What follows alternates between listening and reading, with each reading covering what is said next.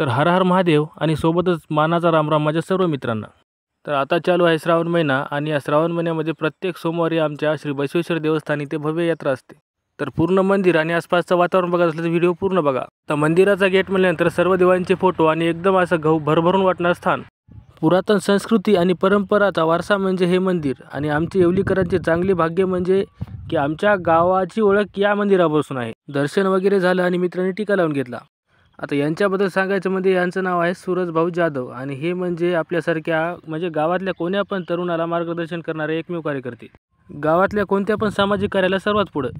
आणि विशेष म्हणजे आपल्या इथं आले होते आज डॉक्टर नंदिकेश्वर महाराज शिवाचार्य जे की पूर्णाचे होते आणि त्यांच्यासोबतच श्री विठ्ठलदासजी महाराज मुलुकपीठ जे की वृंदावनला आहे तिथले आले होते। तर कमिटीच्या वतीने यांचा सत्कार करून यांचा आशीर्वाद घेतला आणि आलो इकडे जेवण व्यवस्थेकडे।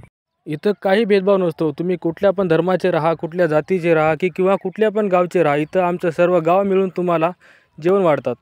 तर श्रद्धेचा आणि भक्तीचा विषय म्हणजे इथला हा की ही गोळी आहे एका क्विंटलची आणि ज्याच्या मनात खरंच श्रद्धा आहे त्याला ही गोळी अलगद उचलते। आता या भाऊनं गोळी अलगद उचलली आणि मंदिराला एक पूर्ण प्रदक्षिणा घालून गोळी जागेवर आणून टाकली आणि इथं आलं म्हणजे माणूस सगळे दुःख विसरतो ही आपली गॅरंटी आहे।